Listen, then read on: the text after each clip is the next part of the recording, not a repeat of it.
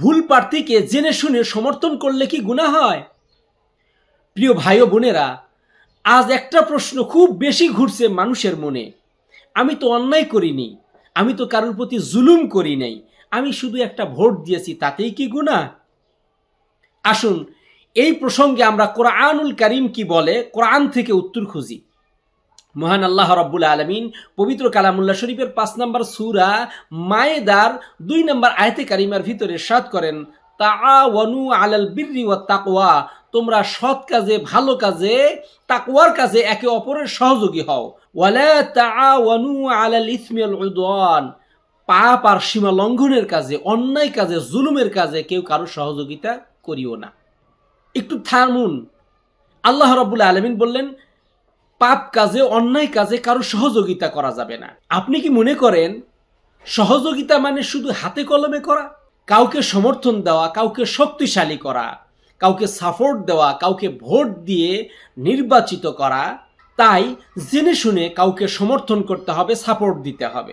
এ ব্যাপারে রাসূলুল্লাহ সাল্লাল্লাহু আলাইহি ওয়াসাল্লামের ফরমান হলো, মান আ'আনা আলা খুসুমাতিন বিযুলমি, যে ব্যক্তি অন্যায়ের কাজে, জুলুমের কাজে কাউকে সমর্থন করলো, লাম ইয়াজাল ফি সাখতিল্লাহ, সেজন্য আল্লাহ রাব্বুল আলামিনের অসন্তুষ্টির মধ্যেই থাকলো।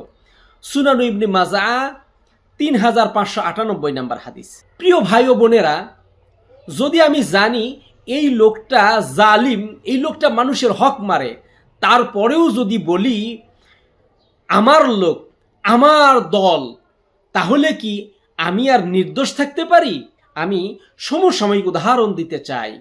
আজকাল অনেকেই বলে সবাই তো খারাপ, তাহলে ভোট দিব কাকে? সুতরাং যাকে পাই, যার কাছ থেকে সাময়িক সুবিধা পাই, তাকেই ভোট দেই, তাকেই সমর্থন দেই। কিন্তু ইসলাম কি বলে?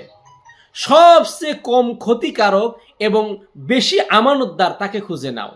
ভুল জেনে শুনেও শক্তিশালী করা ঈমানের দায়িত্ব নয়। প্রিয় ভাই ও বোনেরা, ভোট দেওয়া হয় কাগজে, কিন্তু সাক্ষ্য লেখা হয় আসমানে। তাই আপনাদেরকে শিক্ষণীয় যে বিষয়টা বলতে চাই, এমন কাউকে আমি শক্তিশালী করব না যার ব্যাপারে মহান আল্লাহর দরবারে আমাকে লজ্জিত হতে হয়।